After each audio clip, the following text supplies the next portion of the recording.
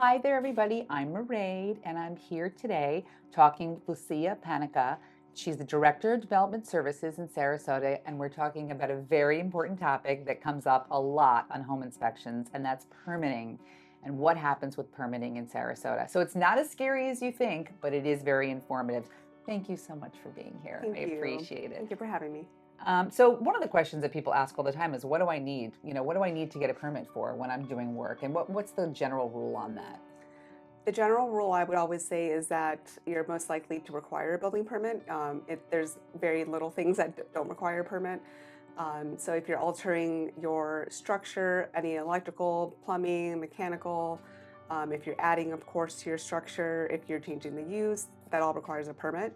I always advise people that if you ever are in doubt, call us. We're always willing to help. We have a lot of information online also as far as what requires a permit and what doesn't. Yeah. But even changing out your kitchen counter cabinets, for example, requires a permit in the city. Wow. So Okay. a lot of the work requires permits. Okay. So I've had this happen before, and I've kind of gone back and forth with different agents in real estate transactions. Are there different rules and regulations between the county and the city?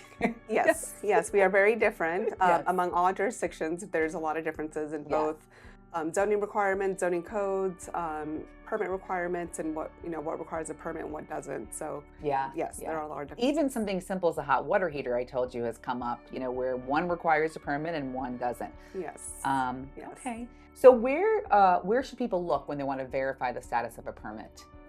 Well, we have a great online system. Okay. You can go on our website and you can check the status of a permit. You can check if there is a permit. You can submit your permit on that system as well. So everything is electronic now. We always accept phone calls, walk-ins as well, if you want to talk to someone. Great. Those are the three best ways to check.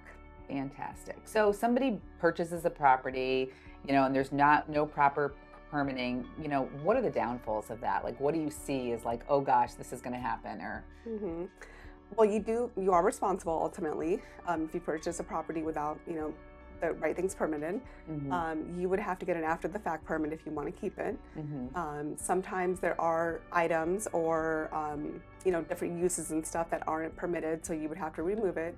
Or maybe it wasn't installed correctly, so you would have to redo it. But you do have to get the work to a point where we can inspect that it was done correctly. So Mhm. sometimes it would require opening up floors or walls, kind of having to redo some of the work. Yeah. But you would have to get a permit for Yeah. that work, even if you didn't do it. Yeah, and I mean, it sounds scary, but from what our conversations have been, is that it really is doable, that you will work with people to get it. There Mhm. are ways out of it, so it's not like it's the worst thing that can happen. We did allude earlier in our conversation to improper use. Do you want to talk a little bit about what you mean by improper use of a structure? Yes, so specifically for single family homes, it's meant for a single family. So one kitchen, one kind of rental, I guess you could say.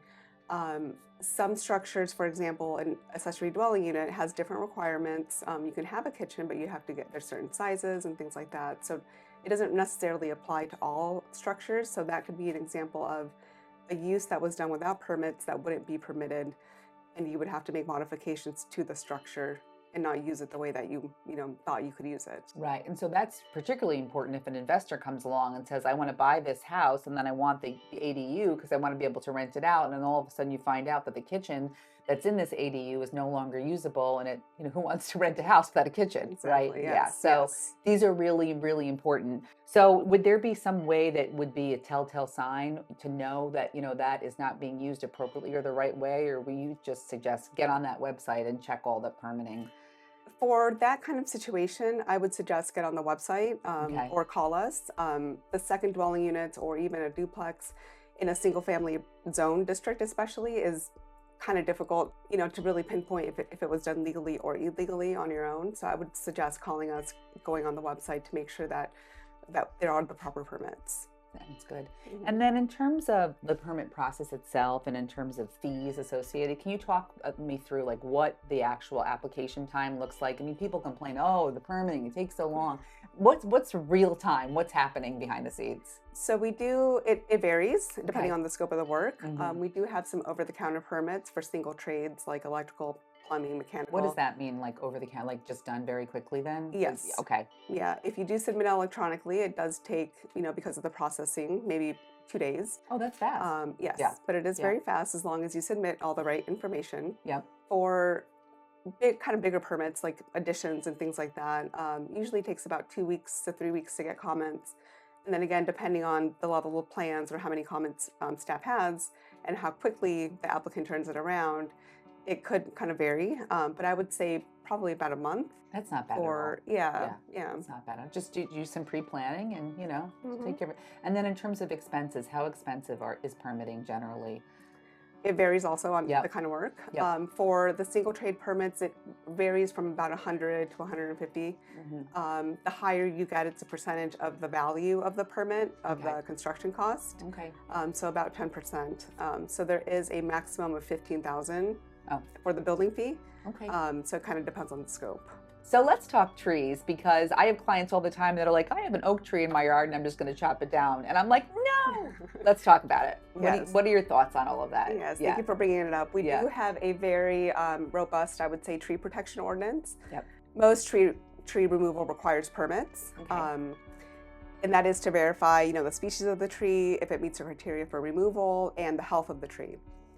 So there are some trees that don't have fees for the building permit, but that review still has to be done.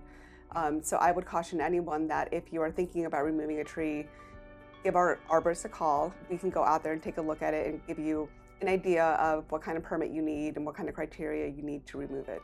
Perfect. And does the arborist, do they have to pay for the arborist to come out, or do they just come out and they'll just look at it and tell you if you need a permit or what kind of permit you would need? It would be free. Okay. Yes. Wow. Yeah, That's they great. can do a courtesy review, to go Okay. out there and take a look at it.